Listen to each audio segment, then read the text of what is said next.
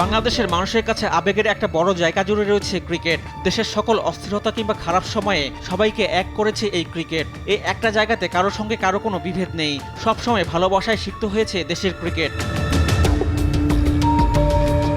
কিন্তু গেল এক যুগ ধরে দেশের ক্রিকেটে যথেচ্ছ অপব্যবহার হয়েছে, দুর্নীতি আর স্বজনপ্রীতির কাঁটায় বিদ্ধ হয়েছে ক্রিকেট। ক্রিকেটারদের ভবিষ্যৎ হয়েছে অন্ধকারাচ্ছন্ন। ক্রিকেটের এইসব পিছিয়ে যাওয়ার পেছনে রয়েছে নাজমুল হাসান পাপন। আওয়ামী লীগ সরকার মনোনীত সভাপতি হিসাবে নাজমুল হাসান প্রথম বিসিবির দায়িত্ব নেন 2012 সালে। এরপর 2013 সালের অক্টোবরে পরিচালকদের ভোটে নির্বাচিত হন বিসিবির সভাপতি। এরপর টানা 2 মেয়াদে হন সভাপতি। নির্বাচনের প্লটটাই এমনভাবে সাজানো থাকে যে নির্বাচিত হয়ে আসা পরিচালকদের বেশিরভাগই হন সমমনা। তাদের ভোটে সভাপতি নির্বাচনটাও অনেকটা নিয়ম রক্ষার। সাবেক প্রধানমন্ত্রী শেখ হাসিনার ঘনিষ্ঠভাজন হওয়ায় পাপনের বিপক্ষে দাঁড়ানোর চিন্তাও কেউ কখনো করেনি।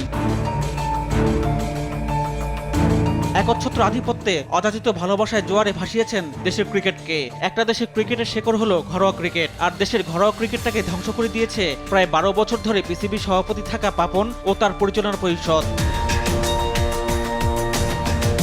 2014 সালে তৃতীয় বিভাগ বাছাই ক্রিকেটের এন্ট্রি ফি 1 লাখ থেকে 1 লাফে 5 লাখ টাকা করা হয়, যা একটি পাড়া ক্লাবের সারা বছরের বাজেট ছিল না।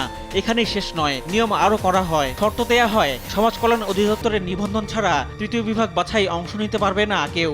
ক্লাব না থাকায় গেল 10 বছর ধরে তৃতীয় বিভাগের বাছাইয়ে চ্যাম্পিয়ন রানার্স আপ নির্বাচিত হয়েছে টসের মাধ্যমে, কখনো বা একটি আনুষ্ঠানিকতা রক্ষার ফাইনাল খেলে। নিজেকে প্রমাণের সুযোগ না পেয়ে অকালে হারিয়ে গেছে অনেক ক্রিকেটার। ঢাকা লীগের গোড়াটাই পচিয়ে ফেলা হয়, সেটাকে বানিয়ে ফেলা হয়েছে বিসিবির ভোটের রাজনীতির অন্যতম হাতিয়ার। গঠনতন্ত্রের সর্বশেষ সংশোধনী অনুযায়ী বিসিবির 189 কাউন্সিলরের মধ্যে ঢাকার বিভিন্ন ক্লাবের প্রতিনিধি 76 জন, বাকিরা আসেন জেলা ও বিভাগীয় ক্রীড়া সংস্থা এবং বিভিন্ন কোটায়। জেলা ও বিভাগের কাউন্সিলররা রাজনৈতিক বিবেচনায় আসেন বলে তাদের ভোট ক্ষমতাসীনদের পক্ষেই থাকে। বিসিবির নির্বাচনের মূল তারতম্যটাই গড়ে দেয় ক্লাব কাউন্সিলররা। প্রায় সব ক্লাবকে নিজেদের ছায়াতলে নিয়ে আসার উদ্দেশ্য হাসিল হওয়ার পরই অবশ্য সবাইকে সমান কাউন্সিলরশিপ দেওয়ার নিয়ম হয়। নইলে 2012 সালের আগ পর্যন্ত প্রিমিয়ার লিগে শীর্ষ 6 দল পেত 2টি করে কাউন্সিলরশিপ, অন্য দলগুলো 1টি করে। এভাবে ঢাকার অন্য লিগেও কাউন্সিলরশিপ নির্ধারিত হতো। ভোট নিশ্চিত রাখতে নিজেদের ক্লাবগুলোকে পয়েন্ট তালিকার উপরে দেখে রাখাটা জরুরি হয়েছিল তখন।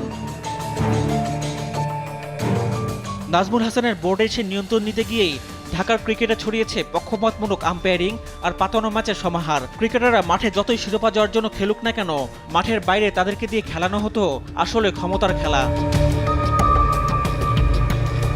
নানা বিতর্কে লেপ্টে থাকা ফ্র্যাঞ্চাইজি লিগ বিপিএল আজ পর্যন্ত পায়নি পেশাদার কাঠামো। বাংলাদেশের প্রথম শ্রেণীর ক্রিকেটের মান যে এখন অন্য দেশের চেয়ে অনেকটা পিছিয়ে, তার বড় প্রমাণ টেস্ট ক্রিকেটের হতাশাজনক পারফরম্যান্স।